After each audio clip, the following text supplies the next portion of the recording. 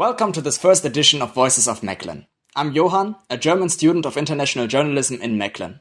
Our charming little Flemish city, with its big history in which it even was the Dutch capital at one point, just voted on a new city government on the 13th of October. Today we are going to have a listen to the local political talk that shaped these elections and gain insight in the concerns of our fellow Mechelers.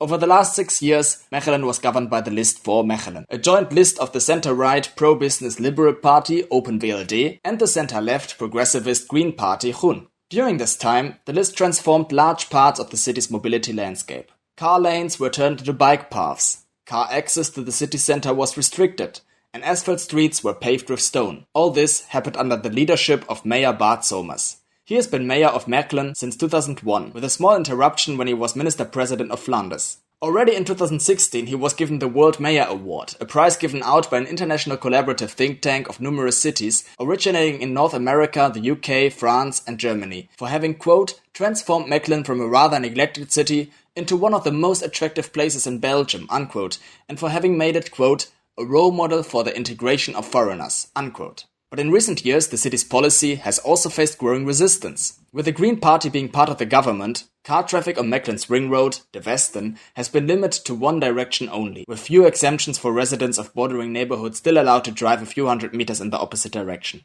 In the recent local elections, the list for Mechelen has lost its absolute majority and was forced to form a coalition. They decided to team up with the center-left party Vooruit. I interviewed two important politicians involved in local politics. Freya Perdaens from the center-right opposition party N-VA and Thijs Verbeurgt from the center-left Vooruit on the brink of switching from opposition to coalition partner. And I confronted both with the concerns of the people I talked to on Mechelen streets just ahead of the elections.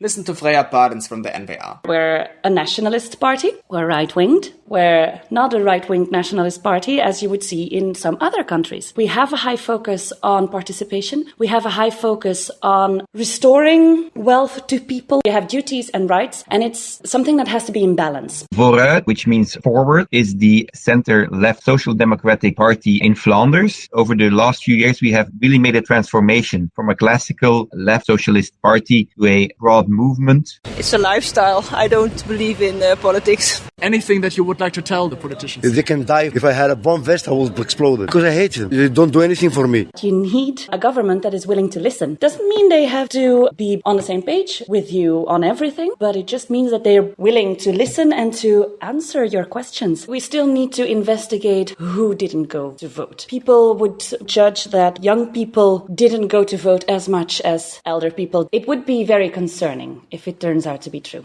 Make it again obligatory to go and vote, but this alone will not change the problem. So what we need to do is A, invest in our education, in our community, in awareness about civic duties. B, creating a atmosphere of participation in politics. We are very much convinced that what we do in our streets, in our communities, will activate people to also take on a more active role in a classical way of politics. And then on the third level, during elections, we really need to start thinking about get out and vote campaigning. I'm young, so I want there to be big focus on young people and perhaps housing in cities and making it more affordable for young people to eventually buy houses or buy apartments. I think it's very important to involve young people, and I think it's going to be on social media. We really need to make items that youngsters are focused on the center point of campaigning. For instance, the city of Mechelen, very nice city, but there's not enough to do for young people. There's not enough bars, there's not enough places to go out, places to enjoy themselves. The campaign needs to have an offer for youngsters as well. Last local election campaign, it was about mobility, cars, it was about housing prices, and not really topics that young people specifically are involved in. In the future, in all housing projects we develop, we need to look for more affordable housing, especially for young people, singles, people starting a family. I work on social media and the effects of social media in Flemish Parliament. You don't really have a good grasp on who you target. You could use it for evil, you could use it for good. It's the same impact, a big chance and a big risk all at the same time. So I think what we need to do is change the way we campaign, indeed invest more in social media, but not on a sponsored way. The investment parties make in sponsorship boosting social media campaigns is very high in Flanders. We have one of the highest spending by political parties on social media all over the world. But it's very much a one-way dialogue, just pushing information or even fake news to voters, young voters. We really need to create a platform where youngsters can get their own ideas out. Get the two-way on the Westerbeck, because I have an allowance that I can go a little part in both ways, but not in the entire place. So I want to get the double way back. What does it take? Roads for the bikers that are safe enough on the side, enough room. Take money from the military and invest into public transport. You don't get to push people out of the car, you need to lure them out of the car. Leave some space for those who have to use the car. Can creating space sometimes also mean taking it from cars? Yeah.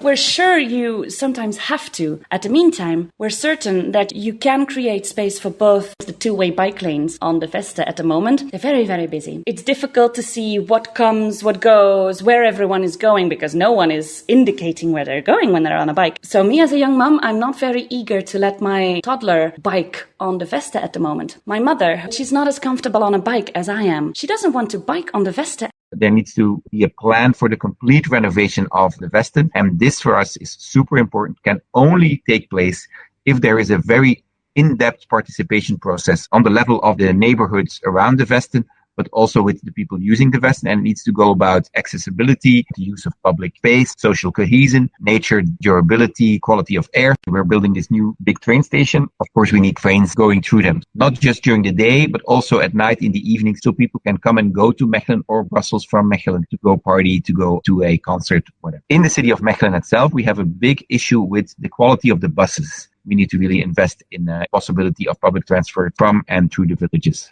Yeah, for tourists, that Mechelen will become more beautiful.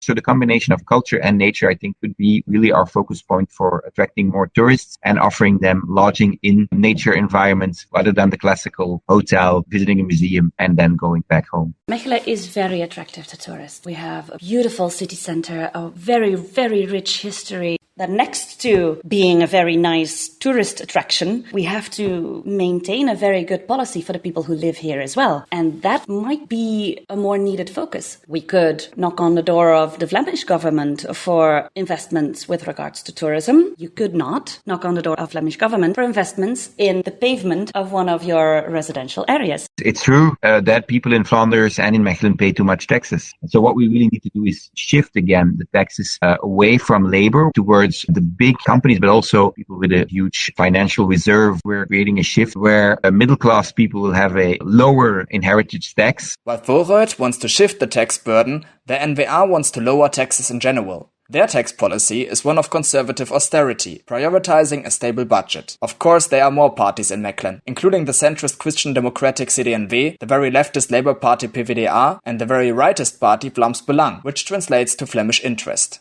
This was my brief introduction for you to local politics in our college town Mechelen. Thank you for tuning in, and see you soon in the next edition of Voices of Mechelen.